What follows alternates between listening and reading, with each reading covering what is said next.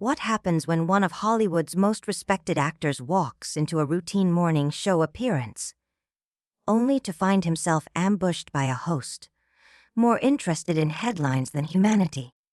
What you're about to witness isn't just a tense exchange. It's a televised meltdown that spirals so far off. Scripted ends with security called and a guest forcibly removed. It was supposed to be a light promotional segment.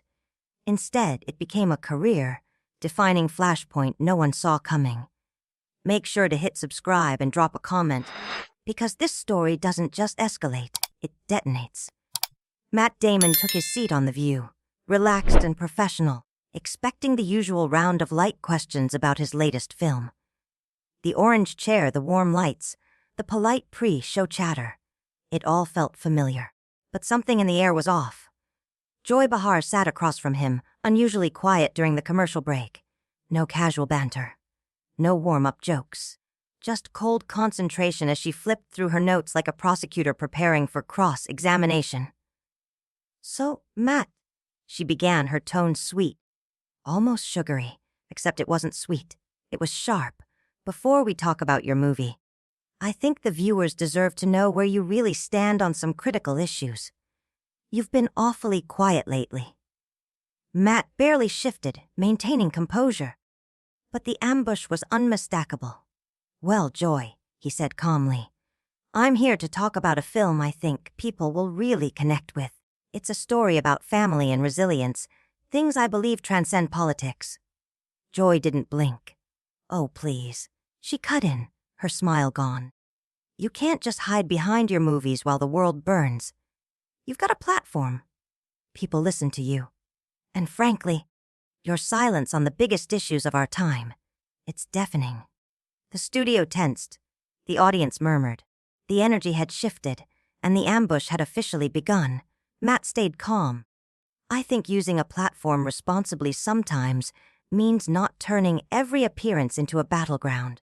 I try to let the work speak for itself." Joy leaned forward, eyes narrowing. "Responsible. Is that what you call staying silent while democracy crumbles? When people's rights are under attack, neutrality isn't responsibility, it's cowardice." The word hung in the air like a live wire. Matt's jaw set. "I think you're confusing cowardice with principle," he said, his voice gaining steel. "I've always stood for what I believe in. I just don't feel the need to stage outrage for cameras." "Stage outrage." Joy snapped, voice rising. "You think caring about justice is a performance. This is exactly the kind of elitist detachment people are sick of. You act like you're above the fight." Matt didn't flinch. "I'm saying real change doesn't come from televised shouting matches. And frankly, this isn't journalism. It's performance art." That landed. Hard. Joy's face flushed. The other hosts looked stunned. But she wasn't backing down. "Performance art. You've made a career playing heroes on screen while staying quiet when it counts. You perform caring while people suffer." The room was now a pressure cooker. Tension thick enough to choke. Cameras rolled. Producers panicked. But neither side blinked. Matt finally drew a breath and spoke, measured but firm. "Joy, I came here in good faith, to share a story that might bring people a little hope. Instead, you turned this into an ambush. And if your version of activism is just cornering people until they crack, then maybe it's not about justice, it's about spectacle." And that's when everything broke wide open. "That's not fair to me," Matt said, his voice calm but tight. "It's not fair to your viewers. And frankly, it's not good television." "Good television." Joy scoffed, her laugh slicing through the air like a blade. "You think this is about ratings? About entertainment? No, Matt. This is about accountability. About using your privilege for something more than just padding your image and your wallet." Her voice dripped with venom now, the mask fully off. "But I guess asking you to care about justice is too much for someone more invested in staying likable than in being brave." That hit deeper than she realized, and it showed. The shift in Matt's demeanor was instant. The easygoing smile vanished. What emerged in its place was deadly serious. "My image!" Matt's voice dropped. Quiet. Flat. Lethal. You want to talk about image, Joy? Let's talk about yours. The audience held its breath. You've built a career not on truth, not on insight, but on tearing people down. You confuse cruelty with courage. And somewhere along the way, you convinced yourself that being mean is the same as being strong. The words were cold and precise. A scalpel, not a sledgehammer. Joy blinked. Her face twitched. This wasn't the reaction she expected. She was used to flustering guests, not getting flanked. "How dare you?" she whispered, voice trembling with rage. "How dare you come on my show and attack me, when all I've tried to do is hold you accountable for your actions? Or your silence?" Matt leaned forward, eyebrow raised. "Your show. I thought this was The View, not the Joy Behar hour. Are you speaking for everyone here? Or just playing the lead in your own monologue?" The audience tensed. The other hosts went still, stuck between intervening and protecting their own careers. Joy's fury hardened into something colder. Her composure cracked, revealing desperation behind the rage. "Don't try to divide this panel," she hissed. "We know exactly what you're doing. You represent everything that's wrong with Hollywood. With privilege. With men who think they can flash a smile and escape accountability." The mask was gone. This wasn't about politics anymore. This was personal. A vendetta dressed as an interview. Matt exhaled slowly, almost pitying her. "Joy," he said, voice steady, "take a step back and listen to yourself. This isn't about holding anyone accountable. This is about you trying to punish someone who won't play by your script. You need to be the center of every moment, even if it means burning down your own set to do it." The studio was silent. Even the cameras seemed to hesitate. Joy didn't speak at first, but when she did, her voice was low, poisoned and controlled. "You want to analyze me," she said. "Fine, let's talk about you. Let's talk about how you've coasted through life on a pretty face and fake Boston charm. Let's talk about how you've never struggled for anything real in your entire privileged, pampered life." It was a low blow, a brutal one, and it crossed a line no one else on that panel dared approach. Matt's eyes flashed. "My fake Boston charm," he repeated. "You mean the city I actually grew up in, where my mom taught public school, where I shared a bedroom with my brother until I was 18. He leaned in slightly. "Unlike some people who think being from Brooklyn gives them the right to weaponize their bitterness against anyone who doesn't parrot their rage. Don't you dare bring up where I'm from." Joy snapped, her voice cracking into a shriek. "Don't you dare reduce this to geography. This is about character, about integrity, about being a real person, not some manufactured Hollywood product." Now the other hosts were visibly squirming. They looked from Joy to Matt and back again, desperate for a commercial break that never came. "A manufactured product," Matt said, laughing once. Short, sharp, joyless. Coming from someone who's turned performative outrage into a business model. Who's built a career out of pretending to be offended for views. He shook his head. "That's rich, Joy. That's really rich." "At least I stand for something," she fired back, her voice rising with each word. "At least I fight for people who can't fight for themselves." "What do you do? Make movies about being a hero while doing nothing heroic in real life?" Matt's eyes narrowed. His voice, when it came, was ice. "You fight for people. No, you ambush them. You humiliate them. You drag guests who came here in good faith and turn their appearances into public executions." He leaned back. "That's not justice. Joy, that's spectacle. And today you became the show." "You turn every conversation into a battleground," Matt said, his voice firm.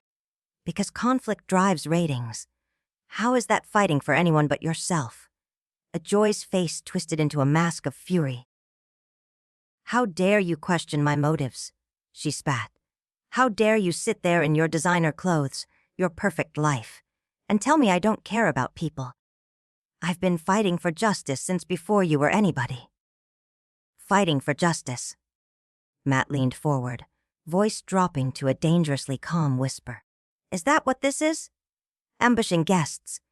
Turning honest conversations into cage matches. That's not justice, Joy. That's theater. For ratings. The blow landed. Joy vibrated with rage, her entire body trembling under the weight of his words. The truth of it was obvious. So obvious the studio could feel it. That only made her explosion more volatile. You arrogant piece of garbage, she hissed, her voice almost unrecognizable. You think you can come on my show and insult me? Judge me. I've forgotten more about real activism than you'll ever know. The moment shattered any pretense of professionalism. Even the producers, frantic behind the glass, were signaling for a commercial, but Joy was too far gone. Matt sat back slowly, his expression cooling from frustration to something closer to contempt. And there it is, he said softly. The real Joy Behar. Not the activist. Not the truth teller. Just someone who can't handle being challenged. My behavior. Joy shrieked. Voice so high, pitched several audience members visibly flinched. You want to talk about behavior? Let's talk about how you've behaved your whole career. Hiding in silence while the world burns because you're scared it might hurt your box office. You keep saying I've stayed silent, Matt replied, voice level and cutting. What you really mean is, I haven't performed my beliefs for your camera. That I haven't turned my convictions into a circus act like you. The word circus detonated across the set. Joy's face flushed from red to purple in seconds. She shot up from her chair so violently it crashed against the wall behind her. That's it, she screamed, voice echoing off the studio walls. I'm done. Done with your smug little grin. Done with your fake humility. And done with you sitting there acting like you're better than everyone else. The set erupted into chaos. Hosts frozen in place. Audience murmuring in disbelief, the control room imploding behind the scenes. But Matt, he didn't move. He sat still, calm, grounded, utterly composed. Joy, he said gently. Take a breath. Remember, we're on national television. I don't care about television, she shrieked, raw emotion ripping through her voice. I care about truth. And the truth is, you're everything that's wrong with Hollywood. With privilege. With men who think they can smile their way out of accountability. Her rage had turned manic now. She was spiraling, caught in a loop of her own making. Matt watched her, not with anger anymore, but something closer to analytical interest. Like observing a fire that had started to burn itself out. Accountability for what exactly? He asked, voice quiet but razor sharp. What are you actually accusing me of? Because all I've heard so far is noise, no substance. The Joy faltered. She opened her mouth, then closed it, floundering, drowning in her own fury.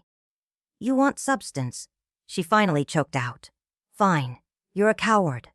You hide behind your fame while real people suffer. You had every chance to speak up, and you chose profit instead. Matt didn't flinch. And what exactly should I have done? He asked. Give me specifics. Joy, what would satisfy your standards of acceptable behavior? Again, silence. She searched for a target, for words, for control. But it was gone. You should have spoken out, she muttered, voice fading. I have, Matt replied. I've spoken out. I've raised money. I've funded causes. I've used my platform where it matters. Just because I didn't do it your way doesn't make it meaningless. The Joy's face contorted again, this time with frustration. His calm, his logic, his refusal to escalate, it enraged her more than any insult ever could. That's not enough, she snapped. It's not enough to work behind the scenes. People need to see you fight. They need to see you take a stand. Matt glanced around the chaotic set, gesturing subtly. You mean like this? Screaming? Meltdowns? Is this what you call fighting? Because to me, it still looks like a performance. The word slammed into her like a freight train. Joy reeled, her voice exploding into the studio like a whip. Performing. You think this is an act. You think my passion is just a show. She began pacing like a caged animal, voice climbing beyond reason, hands flying in frantic gestures. The other hosts were statues, shrinking into their chairs. No one dared move.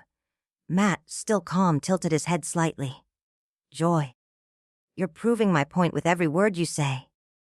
This isn't about justice. It's about being the center of attention. Her head whipped around. You think I want this, she snarled. You think I enjoy having to drag the truth out of cowards like you. I think, Matt said evenly. You've convinced yourself that attacking people makes you a hero. That being mean is the same as being brave, and being loud means being right. That cut deep. Joy froze. For one fleeting second, she had no comeback, no words. You don't know anything about me, she whispered, trembling. You don't know what I've been through, what I've fought for, what I've sacrificed. Matt met her eyes, and I never claimed to. But maybe if you spent less time attacking people and more time listening, you wouldn't need to yell to be heard. Then tell me, Matt said, leaning forward, his tone steady and razor sharp. Tell me what you've actually sacrificed. What have you done, Joy, besides making people squirm on television? Give me one real thing. One that's made the world better instead of just louder. The challenge landed like a thunderclap. Joy froze. Her face flickered through a dozen expressions. Defiance, confusion, panic, until she finally muttered, I've raised awareness. I've started conversations. I've forced people to confront uncomfortable truths. Matt tilted his head, unimpressed. Uncomfortable truths like what? That every celebrity should echo your politics. That anyone who doesn't perform activism the way you approve is somehow morally bankrupt. She opened her mouth, then shut it again. You're twisting my words, she snapped. You're making this about me when it should be about the issues. You made it about you the second you decided to ambush me. Matt replied coolly. You turned what could have been a respectful exchange into a personal spectacle. Each word hit its target. Joy's composure was unraveling fast. The other hosts watched helplessly as her mask cracked. She tried to redirect. You want to talk about respect? She barked, her voice shaking. Where's your respect? For people suffering while you stay silent. For democracy, for justice. Matt's voice dropped to a whisper so cold it burned. You've turned this show into your own therapy session. You use your platform to work out personal grievances, not to elevate discourse. You confuse having opinions with having character. That one hit her like a punch to the gut. Joy paled, then flushed, then turned a deep shade of purple as she stumbled for footing. How dare you psychoanalyze me? She hissed. You don't know a damn thing about me. I know you've built a career out of tearing people down, Matt said, voice rising just enough to reclaim the room. I know you've mistaken cruelty for courage, and I know you confuse controversy with importance. Joy trembled with rage. Professional, she shrieked, voice cracking. You want to talk about professional? You came on my show and called me a coward! The Matt arched an eyebrow. You attacked my character, my background, my career, and then claimed you were just asking questions. If this was supposed to be a dialogue, you failed before the first sentence. Joy opened her mouth, but no words came. The cameras rolled, capturing her floundering in real time. I was trying to hold you accountable, she said, her voice brittle now, stripped of confidence. No, Matt said, unmoved. You were trying to force a headline. You were baiting me for drama. You wanted to back me into a corner, agree with you, or be the villain. That's not accountability, Joy. That's bullying. The word landed with force. Joy's eyes went wide. Her chest heaved. Bullying, she screeched, her voice splintering the air. You think I'm a bully? You think standing up for what's right makes me a bully? I think ambushing guests makes you a bully, Matt replied calmly. I think turning every conversation into a battle makes you a bully. And I think pretending your outrage is activism makes you dangerous. Joy's face turned an alarming shade of purple. That's it, she screamed. I'm done with you. Done with your smug attitude. Done with your phony humility. Doin'. She stepped toward Matt's chair, eyes wild, body language volatile. The audience gasped. Security stirred from the studio walls. Joy, one of the other hosts, finally said, voice small. Maybe we should take a break. No. Joy snapped, never breaking eye contact with Matt. No break. No commercial. No escape. He's going to sit here and answer for his cowardice. Now. Matt didn't flinch. His voice remained soft but clear. Joy, this isn't professional. It's not even personal anymore. It's dangerous. You're not welcome here, she shrieked. You're not welcome on this set, in this space, on this platform. Security moved quickly now. Are you actually throwing me out? Matt asked, his tone still level. Because I don't agree with you? I'm throwing you out for being a coward, she screamed, for wasting everyone's time with your fake charm and empty words. The lead guard stepped forward, radio in hand. Matt turned to him, then back to Joy. This really how you want to go out? He asked softly. This the hill you want to die on? Get him out, she growled, pointing with a trembling hand. I don't want to see his face for another second. The guard hesitated, clearly uneasy.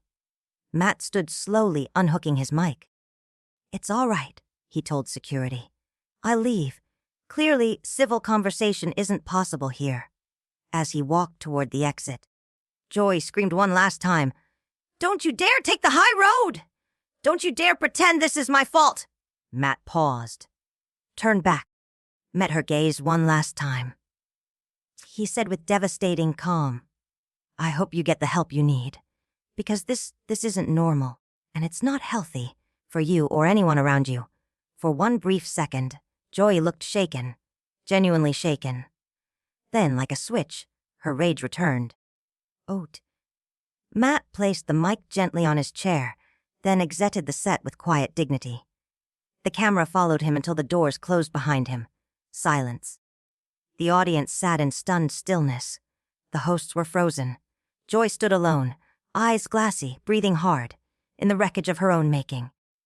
That's how one of Hollywood's most respected actors walked off a national stage. Not because he was silenced, but because he refused to scream back. What did you make of this unbelievable confrontation? Have you ever seen anything like Joy's on-air breakdown? Drop your thoughts in the comments. And don't forget to subscribe for more stories from the edge of entertainment.